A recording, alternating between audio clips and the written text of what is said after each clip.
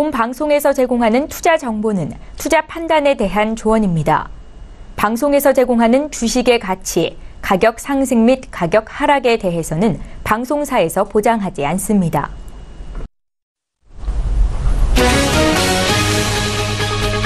헤드라인 뉴스입니다. 미국 뉴욕 증시에서 다우존스 지수가 기업들의 실적 호조 기대감에 나흘 연속 사상 최고치를 경신했습니다. 뉴욕 증권거래소에서 다우존스 지수는 전일보다 0.28% 상승한 21,891.12에 거래를 마쳤습니다. 반면 기술주가 약세를 보이면서 S&P 500 지수는 0.07% 낮은 2,470.30에, 나스닥 지수는 0.42% 내린 6,348.12에 거래를 마쳤습니다. 지난 6월 미국의 펜딩 주택 판매는 지난 3개월간의 감소세에서 증가세로 전환했습니다. 전미부동산중개인협회는 6월 펜딩 주택 판매 지수가 전월 대비 1.5% 상승한 110.2를 나타냈다고 발표했습니다. 월스트리트저널이 집계한 조사치는 0.7% 상승이었습니다. 7월 미국 중서부 지방의 제조업 활동이 확장세를 유지했지만 전달의 3년 내 최고치에서 내려서고 시장 예상치도 밑돌았습니다. 공급관리협회 시카고에 따르면 7월 시카고 구매 관리자 지수 PMI는 전월 65.7에서 58.9로 내렸습니다. 국제유가는 강세를 이어갔습니다. 뉴욕 상품거래소에서 서부 텍사스산 원유 WTI 9월 인도분은 전 거래일보다 배럴당 0.93% 상승한 $50 17센트에 거래를 마쳤습니다. WTI가 $50 선을 회복한 것은 2달여 만입니다. 월간 기준으로는 9%가량 오르면서 올해 들어 최대 상승률을 기록했습니다.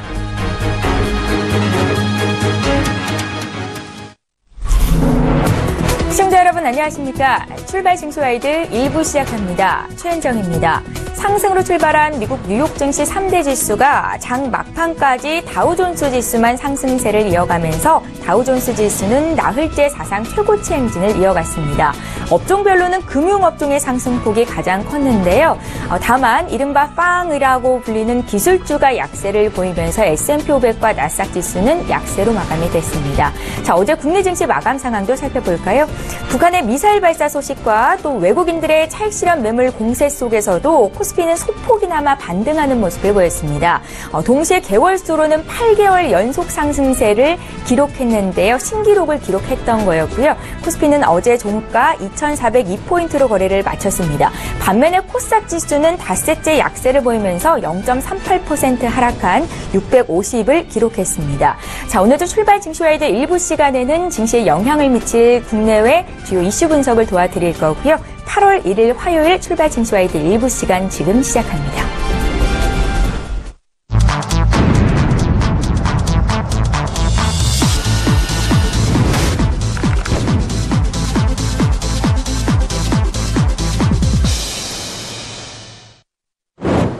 지금 역대 최고치의 실적이 나오고 있습니다. 그리고 사실상 2015년부터 기업 이익이 증가를 하기 시작해서 16, 17년까지 계속적으로 두 자릿수 증가율이 나타나고 있고요.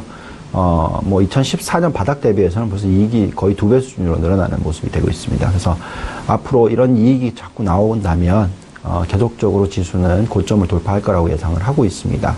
자, 밴드를 놓고 보면은 얼마가 고점인지를 잘 모르겠고요, 사실은. 근데 지금 현 시점에서는 어쨌든 2,400포인트 돌파를 한번 하고 나서 숨고르기 현상이 나타나고 있고요.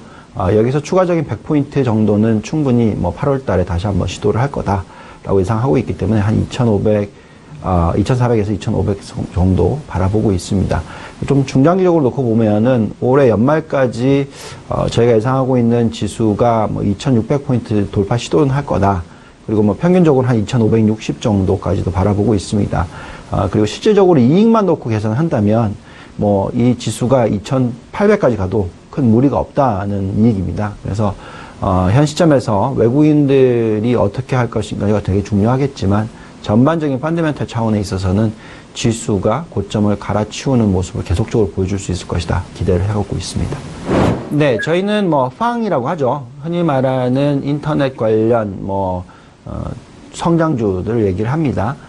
저희가 판단하기에는 이 주가들의 고점은 아직 멀었다고 생각을 하고 있고요. 이번 사이클이 IT 슈퍼 사이클이라고 생각을 하고 있습니다. 따라서 이런 황 종목들이 추가적으로 상승할 수 있을 거라 예상을 하고 있고요. 그 이외에 뭐 메모리라든지 뭐 여러 가지 IT 관련 산업들의 거품 현상이 앞으로 충분히 일어날 수 있다고 생각하고 있기 때문에 나스닥의 고점을 사실 예측하기 상당히 어렵습니다. 적어도 지금 현 시점에서 나스닥과 비교해 봤을 때 향후 상승 여력이 미니멈 10% 정도, 적어도 10% 정도는 있다고 보고 있고요.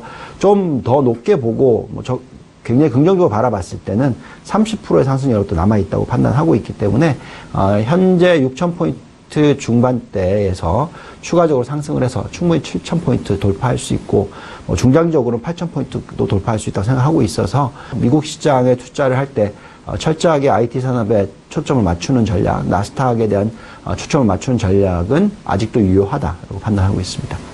지금 실적만 놓고 보시면 IT 실적이 굉장히 좋게 나오고 있는데도 불구하고 외국인들의 매도가 일어나면서 지금 시장이 조정을 받고 있습니다. 하지만 저희가 생각하는 지금 이 IT 사이클, 그러니까 실적 사이클 자체가 지금 당장 꺾일 거라고 생각하지 않고요. 적어도 내년까지 이어진다고 생각을 하고 있습니다. 그래서 다시 한번 IT 산업의 주도로서의 시장 상승 충분히 가능하다고 생각을 하고 있고요. 따라서 IT 산업에 대한 비중은 높게 가져가는 필요가 있다. 최근에 삼성전자와 하이닉스가 조정을 좀 제법 크게 받고 있습니다만 실질적인 이익 수준이라든지 그리고 디램 사이클, 메모리 사이클이라든지 지금 현재 IT 사이클을 다 포함을 했었을 때 다시 한번 IT 산업 중에서 하이닉스와 삼성전자는 추가적으로 상승할 수 있을 것 같다라고 생각하고 있고요. 지금 낮게 봐서 한 280만 원 정도를 바라보는 것이고요. 하이닉스도 저희가 알고 있기로는 지금 8만 원을 충분히 뚫고 올라갈 수 있을 것이다 생각하고 있는데요.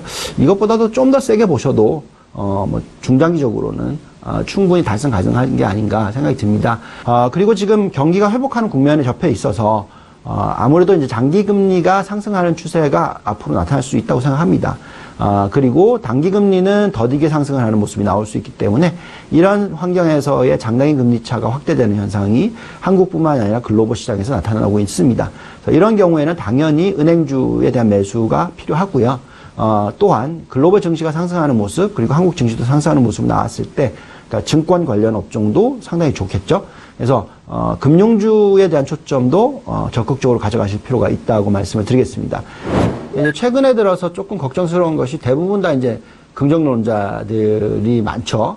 그러니까 이런 상황에서는 개인 투자자들이 좀 조심스럽게 될 수도 있습니다. 그렇지만 저희가 판단하기에는 아직까지는 실질적으로 개인 투자자들이 이제 겨우 주식 투자를 늘리기 시작한 지 얼마 안 됐다라는 말씀을 드리겠고요. 너무 걱정하지 마시고 또 너무 걱정을 하다 보면은 굉장히 단타로 투자를 하게 됩니다. 그래서 예를 들어서 지금 IT를 조정을 받으니 지금 또 팔고 또 다시 올라갔을 때 더 높은 가격에 사게 되고 이런 전략을 쓸 수 있기 때문에 될 수 있으면 좀 듬직하게 지금 현재 시장은 흔히 말하는 강세장입니다. 그래서 한번 종목을 골라서 매수를 하셨으면 쭉 들고 가시는 전략, 그러니까 적어도 1년 내지 2년 정도는 들고 가시는 전략으로 시장에 임하셨으면 좋겠고요. 한국 증시의 상승 여력에 대해서 굉장히 좀 긍정적으로 보시면서 좀 더 마음의 여유를 가지시면서 한국 주식시장에 투자를 하실 필요가 있겠다 말씀드리겠습니다.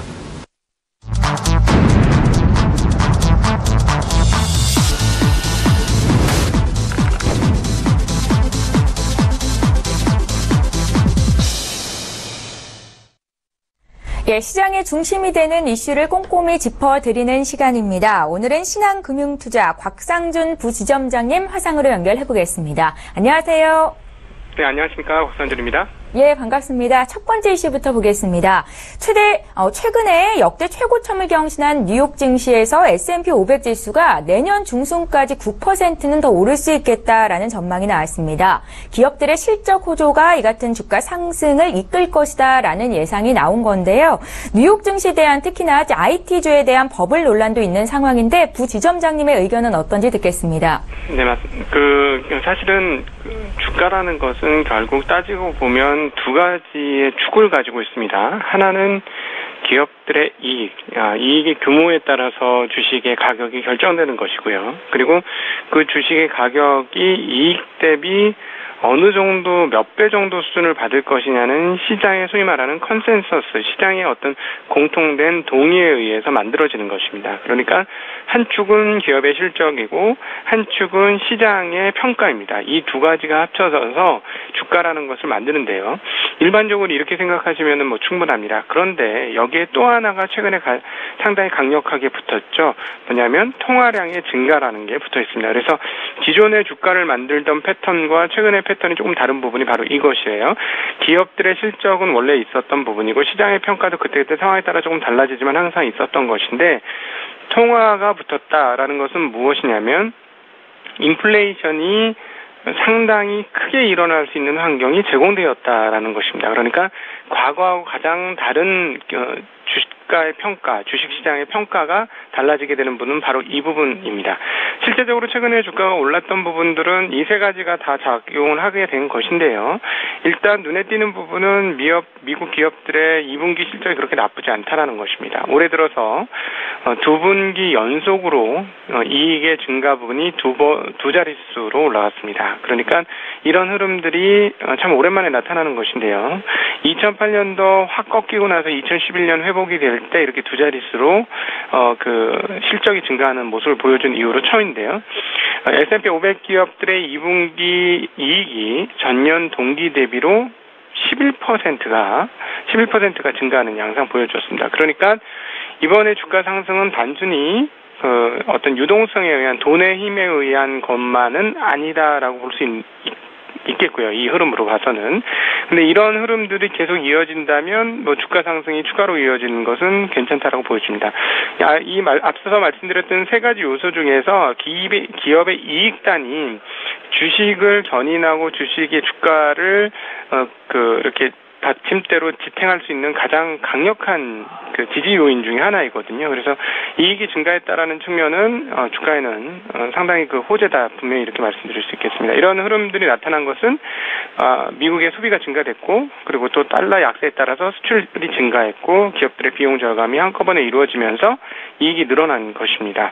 그런데 여기서 한 가지 꼭 이해하셔야 될 부분들이 있는데 왜 지금 이렇게 불안해 하느냐, 이게 미스매칭이 조금 나 있는 상황이기 때문에. 어떤 미스매칭이냐면 주식시장, 즉 금융시장이죠. 금융시장의 상황과 실물 상황이 미스매치가 나기 때문이에요. 실제로 밸류에이션 상황을 측정을 해보면 역사적인 아시다시피 지수는 최고치죠.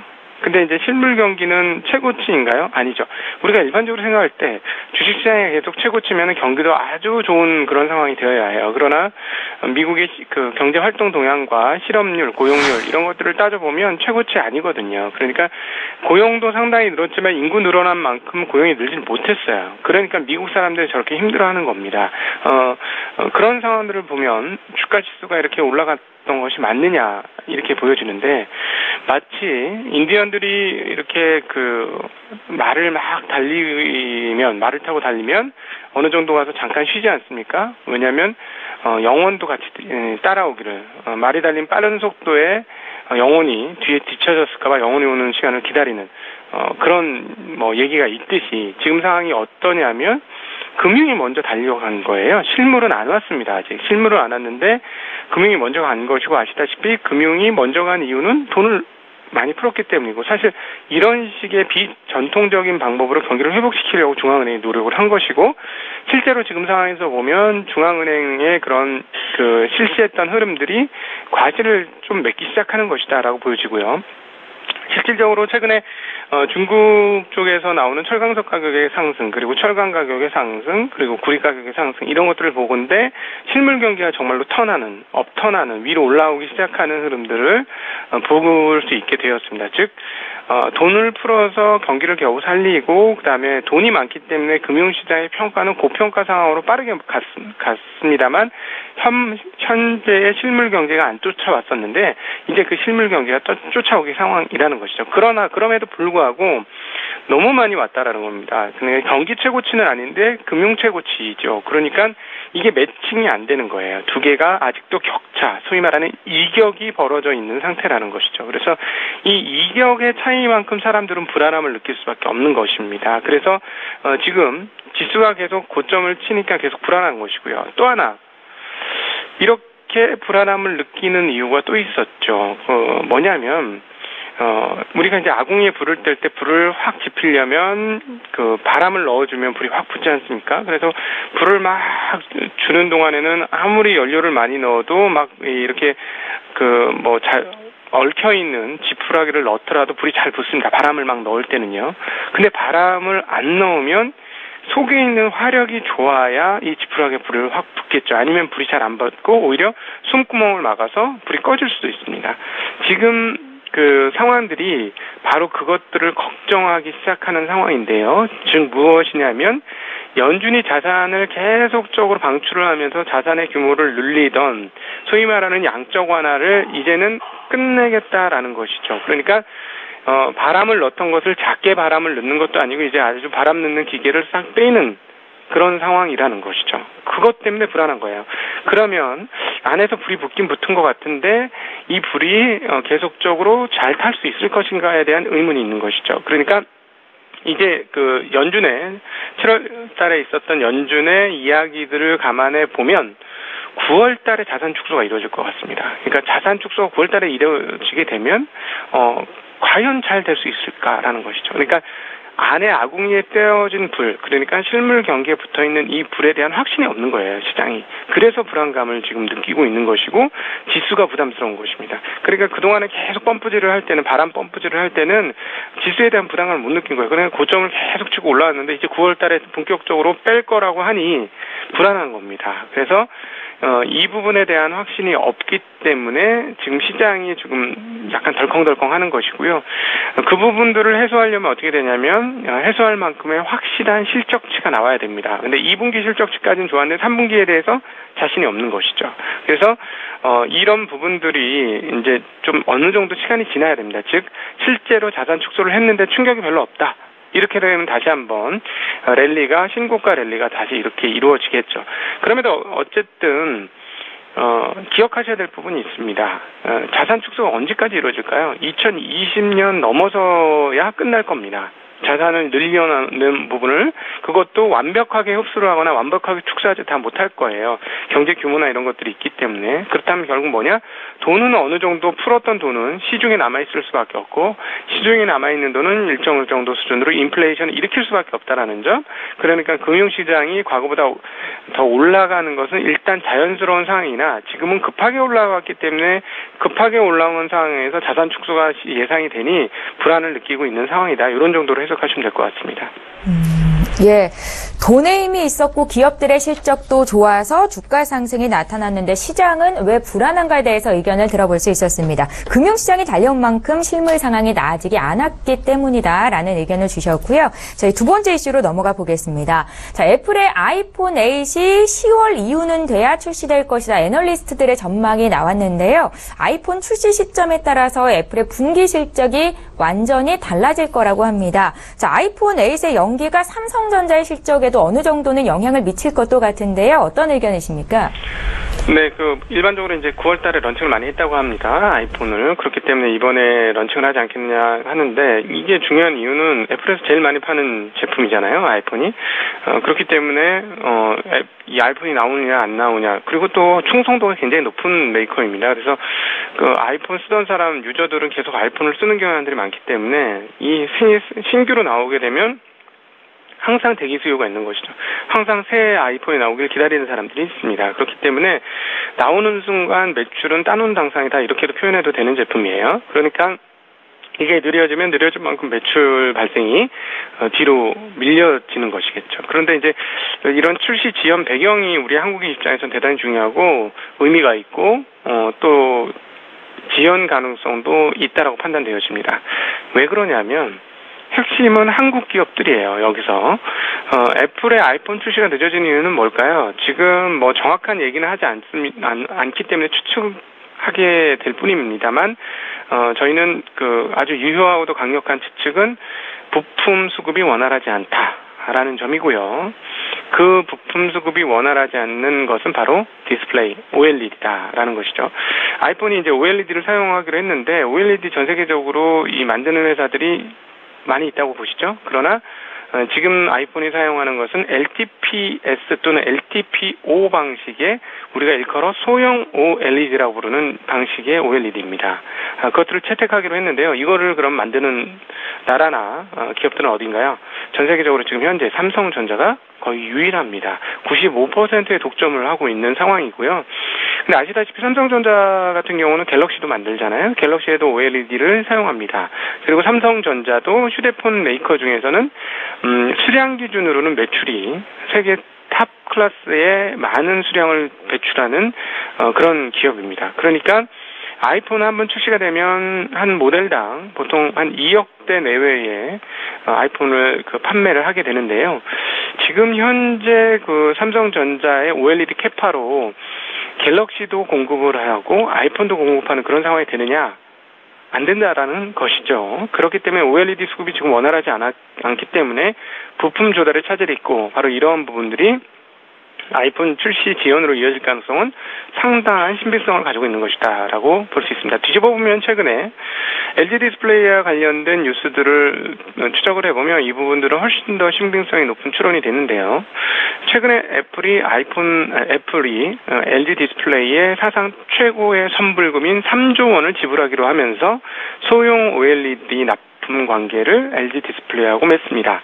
이것은 그만큼 OLED가 지금 쇼티지 상황이다라는 것을 드러내는 대목이고요. 이 두 군데로부터 안정적인 OLED를 조달받겠다라는 것이 애플의 생각입니다. 그러니까 애플이 앞으로 만들어낼 아이폰뿐만 아니라 밸류체인에 있는 애플 제품들의 OLED를 채택하게 될 것인데요. 그러려면 삼성 한 군데로는 절대 어렵다라는 얘기죠. 그래서 이런 측면에서 보면 애플의 아이폰 출시 지연 가능성이 지금 실제로 굉장히 높은 것이고요. 근데 애플 주가가 떨어지면 한국의 IT 주식들이 같이 떨어질 거예요. 소위 말하는 빵 주식들 있지 않습니까? 이 빵 주식들이 한국 기업의 선도 기업이고 전방 기업이에요. 얘네들한테 부품을 내주는 게 한국 기업이다 이렇게 보는 게 맞을 것이기 때문에 전방 기업들이 오늘도 주가가 흔들렸기 때문에 한국의 IT 대표 기업들은 좀 더 오늘도 흔들릴 가능성이 좀 있습니다. 그럼에도 불구하고 디스플레이 기준으로 보면은 OLED는 내년에 쇼티지에 의한 호황이 충분히 예상이 되어지고요. 출시 지연이 되면 그 반도체 쪽에서는 출시 지연되는 만큼 매출 지연이 있기 때문에 그 부분은 또 부정적인 뉴스다. 이렇게 섞여서 작용하게 될 가능성이 높다. 이렇게 볼 수 있겠습니다. 자, 애플의 아이폰 8 출시 지연이 국내 삼성전자 등 IT 기업에는 또 어떤 영향이 있을지까지 분석을 해봤습니다. 신한금융투자 곽상준 부지점장님의 의견 들어봤습니다. 고맙습니다. 네, 감사합니다.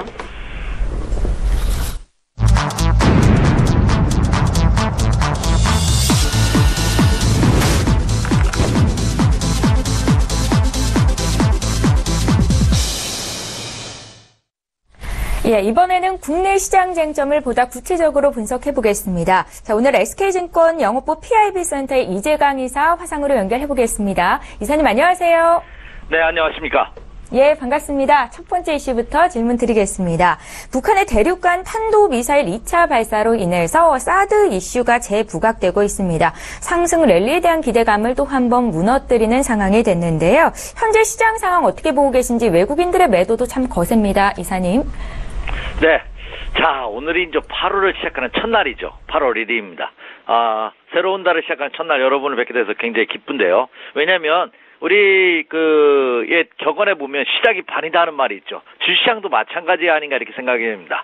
자, 8월의 첫 단추를 어떻게 끼울지가 굉장히 중요하게 대두되고 있는데요. 그것은 여러분도 아시다시피 국내 주시장이 지난주 7월 25일 날 2,453포인트 장중 고점을 찍은 이후에 계속해서 조정의 양상을 보여주고 있습니다. 더군다나 최근 일주일 동안 외국인의 매도 규모도 1조 원을 넘어서고 있어요. 그래서 외국인이 혹시 국내 시장을 떠나는 것이 아니냐 손 털고 손 털고 이제 가는 것이 아니냐 하는 그런 불안감이 들고 있는 시점이기 때문에 더욱 그렇지 않나 생각이 되고 있습니다. 그런데 여기에다가 이 또 사드 공방 문제가 다시 부각되는 그런 모습을 보여주고 있습니다. 더군다나 우리나라는 중국과 인접했기 때문에 중국 관련 무역이나 수출입이 아주 빈번하고 활성화되어 있습니다. 그래서 중국과의 관계 개선에 따라 국내 시장과 경기에 미치는 영향이 거의 굉장히 많은 비중을 차지하고 있죠. 그래서 이 사드 재부각 문제, 그로 인해서 국내 주시장에도 새로운 변화, 오히려 조정의 가능성이 불지할까 하는 불안감이 대두되고 있는 것이 현실입니다. 그래서 많은 전문가들이 8월달 시장을 전망하면서 상위 5개, 국내 5대 증권사의 애널리스트의 분석 자료를 보면은 8월달은 기간 조정의 가능성을 많이 점치고 있는 것 같습니다. 코스피 시장을 기준으로 본다면 2350포인트에서부터 2520포인트까지 전일 종가가 2402포인트입니다. 그러니까 2400포인트를 축으로 해서 밑으로는 한 50포인트 내외가 빠질 수 있고 위로 올라간다 하더라도 한 100포인트 내외의 상승폭밖에 기대할 수 없는, 그러니까 상승 기조는 유지하되 좀 소폭 어떤 박스권 틀에 갇혀있는 이런 보수적인 투자 전략을 8월달을 전망하는 애널리스트, 그 증권사들이 많은 그런 모습을 보여주고 있다는 점입니다. 여기에다가 그렇지 않아도 이 지금 사드 문제가 부각되고 있는데 북한의 또 미사일 문제가 또 대두되고 있습니다. 그래서 아주 북한에 아주 우호적이었던 이번에 문재인 대통령 정부도 이번에 북한의 도발로 인해서 강력한 사드 배치를 추가적으로 지시하는, 그러니까 대북 강공책을 같이 취하는 이런 모습마저 나타나고 있기 때문에 중국, 대북한 관련주들이 전일장에서 크게 하락하는 그런 모습을 보였다는 점입니다. 따라서 이미 앞서 언급해드린 바와 같이 외국인 투자자들이 최근 1개월 동안 국내 주시장에 1조 원이 넘는 매도 물량을 쏟아보면서 주가를 하락시키는 모습을 보였는데요. 그 핵심이 IT 관련주에 집중되고 있습니다. 특히 삼성전자와 SK하이닉스가 사상 최고의 실적을 보였음에도 불구하고 이들 종목에 대한 매도세가 아주 거침없이 나오고 있죠. 그래서 그동안 장을 이끌었던 이 IT 관련주들이 집중적인 매도가 다소 추가 상승의 부담으로 작용하는 것이 아니냐, 이런 말들이 나오고 있습니다. 그렇다면 8월달은 아주 중요한 키포인트가 여기 있습니다. IT 관련주를 포함한 그동안 국내 시장을 이끌었던 관련주들이 잠시 숨을 고르는 사이에 대체주, 대안주가 있느냐 하는 문제입니다. 특히 화학, 철강, 소재, 유통, 소비재 관련주들이 대안주로 부각되고 있는데 이들 대안주들이 다시 한번 주도주로 해서 치고 갈 수 있다면 국내 시장은 하반기에도 기대할 수 있지만 IT 관련주들이 지금 다소 숨고르기 과정을 거치고 있는 과정 중에 새로운 대안주가 나타나지 못한다면 국내 주시장은 다소 조정이 불가피하지 않을까 하는 우려감이 들고 있는 것이 현실입니다. 그런데 여기에 또 하나 찬물을 껴있는 소식이 있죠. 세계적인 매파적인 시각을 갖고 있는, 매파적인 시각을 갖고 있는 로버트 슐러 교수가, 예일대 교수죠.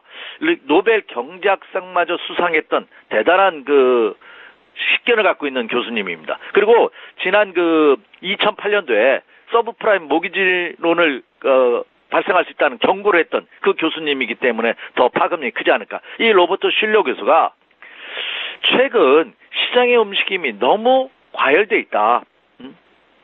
특히 주식시장의 낮은 변동성과 높은 밸류에이션으로 인해서 주가가 미국 뉴욕 증시가 폭락할 가능성을 경고하고 나섰다는 소식이 전해지고 있습니다. 특히 이 슐러 교수가 본인이 개발한 CAPE라는 지수표가 있습니다. 카페라고 해야 되나요? 어쨌든 이 CAPE 지수, 그러니까 경기조정 주가 수익률을 기준으로 한 이 CAPE 지수가 30을 돌파할 경우에는 주가가 크게 하락하는 경우가 많았다는 거죠. 특히 과거에 1929년에 미국 대공황, 그리고 2000년 닷컴 버블 붕괴 시의 급락, 이것을 이 CAPE 지수가 30을 돌파했기 때문에 급락했다고 합니다. 근데 그 말은 뭐냐? 지금 이 CAPE 지수가 30을 돌파하고 있다 하기 때문에 그렇습니다. 그래서 이 로버트 슐러 교수의 경고 또한 우리가 무시할 수 없는 그런 상황이지 않나 이렇게 생각이 됩니다. 자, 그렇다면 해결책은 무엇이냐 하는 거죠. 과연 이 8월달을 기점으로 상반기 상승을 마무리하고 8월부터는 본격적인 하락으로 접어질 것이냐, 이렇게 판단하기에는 우리가 체크할 사항이 있습니다. 뭐냐면 외국인 투자자들이 본격적으로 국내 시장을 떠나기 위해서는 몇 가지 조건이 있습니다. 그중 가장 중요한 것이 환율입니다. 환율이 전일장에서도 3원 10전이나 하락한 가운데 1119원대로 1110원대로 떨어지는 모습을 보였습니다. 환율이 약세를 보인다는 것, 원화 가치가 강세를 보인다는 얘기는요, 외국인 투자자가 이런 상황에서 절대 떠나지 않습니다. 그래서 환율이 하향되고 있다는 점은 굉장히 긍정적이다. 오히려 하향되면서 변동성이 적은 안정화된다면 더 금상첨화하겠습니다만, 환율이 그렇죠, 하향되고 있다, 환율이 하락하고 있다, 원화가 강세를 보이고 있다는 점은 긍정적이다. 그렇다고 본다면 최근 외국인 투자가들이 IT 관련주들의 집중 매도는 IT 관련주를 매도하고 새로운 대안주를 찾으려는 그런 모습을 보일 가능성이 없다. 그래서 최근 외국인 투자가들은 1조 2천억 원을 최근 일주일 동안 매도했지만 대부분 IT주에 집중되고 있다는 겁니다. 1조 원 이상이 반도체예요. 그리고 OLED라는 디스플레이가 나머지 2, 3천억을 차지하고 있다는 겁니다. 그렇다고 본다면 최근 외국인 투자가들이 한국전력을 포함한 유틸리티 관련주들, 그리고 통신 관련주들의 집중적인 매수세를 감안해 본다면 외국인 투자가들이 본격 매도로 보기에는 어렵다는 점입니다. 그리고 또 하나는 국내 기업들의 실적이 상반기에서 하반기에도 긍정적으로 나타나고 있다는 점이죠. 그래서 오히려 외국인 투자가들이 최근 매도는 일시적일 가능성이 높다. 그리고 소재라든지 통신, 금융, 내수주로 대처주가 부각될 가능성이 높기 때문에 8월 달에는 이들 대체주들의 주도 가능성을 한번 체크해보는 그런 한 달로 정해주셔도 좋지 않을까. 그래서 사드 문제가 재부각되고 대북 관련 악재가 돌출하고 있고 외국인들이 집중적인 매도가 이어지고 있지만 아직 상승 추세가 꺾였다고 말하기에는 다소 이르다, 이렇게 말씀을 드립니다. 예, IT주의 대안주로 제약 바이오 쪽이 될 수는 없을까요? 두 번째 이슈로 넘어가 보겠습니다. 셀트리온 헬스케어가 코스닥 시장에서 화려한 신고식을 치렀습니다. 코스닥 시가총액 2위에 등극했는데요. 한동안 소외됐던 제약 바이오 업종의 반등의 계기를 마련할 수 있을지가 궁금하고요. 시가총액 10위 중에서 7개의 종목이 제약 바이오 쪽으로 치중이 돼 있다고 하던데 이사님의 의견 듣겠습니다. 네, 이제 IT 관련주들이 다소 조정을 받으면서 외국인 투자의 매도가 이어지자 이제 그동안 소외됐던 대형주 상승장에서 소외됐던 이 개별주들, 코스닥 시장이 대안으로 부각될 수 있을 시간이 관건입니다. 그런데 앞서서도 강조해드린 바와 같이 코스피 시장에는 IT 관련주들이 시가총액에서 차지하는 비중이 30%가 넘어요. 그런데 코스닥 시장은 제약과 바이오주들이 시가총액 상위를 차지하고 있다는 점입니다. 그래서 코스닥 시장의 상승 여부는 제약과 바이오주들이 상승하느냐 조정받느냐가 키를 잡고 있다고 볼 수가 있겠죠. 그래서 최근 IT, 삼성전자와 SK하이닉스가 이끄는 반도체주들이 다소 주춤거리는 사이 이 제약과 바이오주들이 주도주가 될 수 있냐 여부가 최대의 키포인트입니다. 그런데 그 가능성이 지금 열리고 있다는 거죠. 왜냐하면 지난 28일 날 했죠. 지난 금요일 날 신규 상장된 셀트리온 헬스케어 입성하자마자 아주 화려한 꽃을 피는 그런 모습을 보였죠. 시초가 대비해서 무려 15%가 올랐어요. 그래서 53,300원으로 물론 어제 짝에서는 조폭 조정 거점에서 5만 원을 살짝 붕괴시키는 모습을 보였지만 상장 첫날은 53,300원으로 끝났죠. 공모가 대비해서는 무려 22%가 급등하는 그런 모습을 보이면서 화려한 입성을 했다는 점입니다. 그래서 이 셀트리온 헬스케어의 신규 상장 IPO 성공으로 인해서 이 제약과 바이오 업종 전반으로 그 매수세, 투자 심리가 확산되지 않을까 하는 기대감이 들고 있는 것이 사실입니다. 더군다나 우리 앵커께서도 언급해 주신 바와 같이 코스닥 시장의 시총 상위 종목 중 10개 중에서 7개사가 제약과 바이오입니다. 그러니까 제약과 바이오가 코스닥 시장의 키를 잡고 있다고 해도 과언이 아니죠. 그렇다고 본다면 제약과 바이오의 8월 주도 가능성, 상승 가능성은 짙게 내포되고 있지 않은 생각이 됩니다. 다만 여기서 우리가 체크할 사항이 있습니다. 과거 우리가 경험을 했죠. 지난 2015년도로 기억을 하는데, 그렇죠. 한미약품 학습 효과죠. 항마업품이 2015년도에 아주 대대적인 수주 실적 그리고 기술 수출로 인해서 급등했다가 그것이 거품으로 버블로 이어지면서 급락했던 그런 사태를 여러분들 기억하실 겁니다. 그래서 한미약품의 학습 효과로 인해서 중소형주 전반, 제약과 바이오 전반에 걸쳐서 매수세, 상승세가 확산될 가능성보다는 철저하게 종목별로, 철저하게 기업별로, 철저하게 실적 수반 여부에 따라 특화되고 옥석이 가려질 가능성이 굉장히 크다.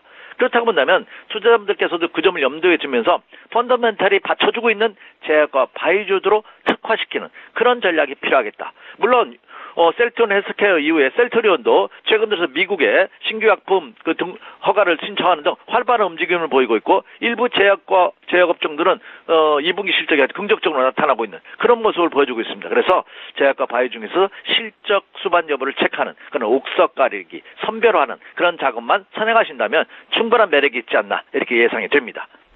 예, 저 오늘 8월의 첫 거래일이 될 텐데요. 마지막으로 투자 전략 부탁드릴게요. 네. 자, 참 시작하는 날 여러분을 뵈서 기쁘다 하는 말씀을 드렸는데 기쁜 만큼 부담도 큽니다. 과연 이제 하반기를 시작하는 7월이 끝났고요. 이제 맛보기 끝났죠. 그러면 하반기의 시작은 지난 상반기와 같은 그런 급등장이 아니라 숨고르기 과정을 보일 가능성은 없다. 물론 모두의 추세는 완전히 꺼져서 이탈하면서 하락으로 반전된 것이 아니기 때문에 상승 기준은 유지되지만 지수 목표대를 보면 어떤 급등보다는 박스권대에 갖춰질 가능성은 없다. 그렇다고 본다면 철저하게 종목별로 8월장 우리가 예상해 볼 수 있지 않나 생각이 되고 있습니다. 그래서 지수는 8월달은 박스권 숨고르기 과정이 예상되고 있는 그런 모습을 보여주고 있다. 그래서 8월달은 철저한 종목별 대응 전략이 요구되고 있다 이렇게 말씀을 드립니다. 그래서 8월달 우리가 관심을 가져봐야 될 종목 쪽을 한번 선정해 봤는데요. 충분히 이들 종목은 매력 있지 않은 생각이 됩니다. 첫째는 지주사입니다. 물론 지난 상반기도 제가 이 시간을 통해서 여러 차례 강조해 드렸습니다. 연초 지난해 연말에 2017년도 장을 예상할 때 가장 높은 상승률을 보일 업종을 꼽으라면 지주사를 뽑는데 주저하지 않는다 하는 말씀 드렸는데 지난 6월달 7월달 두 달 동안 지주사들이 아주 견조한 조정을 잘 받았어요. 다시 한번 매력이 있지 않은 생각이 됩니다. 그리고 앞서 말씀드린 제약과 바이오주들 역시 눈여겨보셔도 좋고 통신, 유틸리티, 정유, 음식료 업종들이 8월달 여러분께 한번 관심을 가져보셔도 좋지 않나 이렇게 선정을 했습니다. 그래서 이들 종목을 중심으로 해서 한번 8월 포트폴리오를 한번 구성해 보십시오. 이렇게 말씀을 드립니다. 예, 8월의 첫날 이재강 이사님의 투자 의견 들어볼 수 있었습니다. SK증권 영업부 PIB센터의 이재강 이사와 함께했습니다. 감사합니다. 네, 감사합니다. 예, 출발 징수와이드 1부 여기서 마칩니다. 잠시 뒤 2부 시간에는 시청자 여러분들의 종목을 상담해 드리는 시간이 있는데요. 유료 문자 번호인 샵 0081번으로 지금 문자 참여하시면 되겠습니다. 저희는 잠시 뒤 2부 시간으로 다시 오겠습니다. 고맙습니다.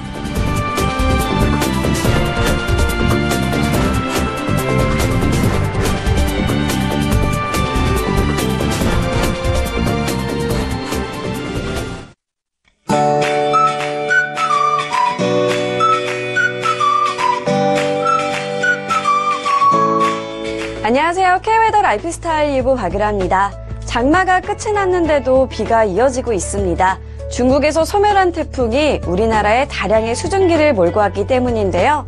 현재 레이더 영상 보시면 중부와 경북을 중심으로 비가 내리고 있습니다. 오전까지 중부를 중심으로 강한 비가 쏟아지겠고요. 오후에는 충청 이남에 한때 소나기가 지나는 곳이 많겠습니다. 양은 일부 충청도와 경기도에 호우 예비특보가 내려진 가운데 최고 100mm 이상의 폭우가 쏟아지는 곳이 있겠고요. 그 밖의 지역도 최고 40에서 50mm의 제법 많은 양의 비가 내리겠습니다. 비로 인한 피해가 없도록 주의하셔야겠고요. 오늘도 나오실 때 우산을 꼭 챙기셔야겠습니다. 한편 비가 그치고 나면 다시 무더위가 찾아옵니다. 30도를 밑돌았던 어제와 달리 오늘은 한낮에 서울 31도, 전주 33도로 어제보다 4도에서 많게는 6도가량 기온이 크게 오르겠습니다. 오늘 중부와 경북 지역은 기압골의 영향을 받다가 벗어나겠고요. 이후에는 북태평양 고기압의 가장자리에 들겠습니다. 다음은 자세한 지역별 날씨입니다. 중부지방 오전까지 비가 오겠고 오후에는 소나기가 지나겠습니다. 한낮에 서울 31도, 대전 32도로 찜통더위가 예상됩니다. 동해안에 내리는 비는 오전에 대부분 그치겠습니다. 낮 기온 강릉 27도, 울진 25도로 비교적 선선하겠습니다. 남부지방 대기 불안정으로 인해 소나기가 지나는 곳이 많겠고요. 낮 동안 광주 32도, 대구 31도로 어제보다 기온이 올라 덥겠습니다. 전해상에 비가 오겠고요. 물결은 서해와 남해상으로 약간 높게 일겠습니다. 내일도 중북부를 중심으로 소나기가 지나겠고 이후에는 대체로 구름 많은 가운데 불볕더위가 이어질 전망입니다. 날씨였습니다.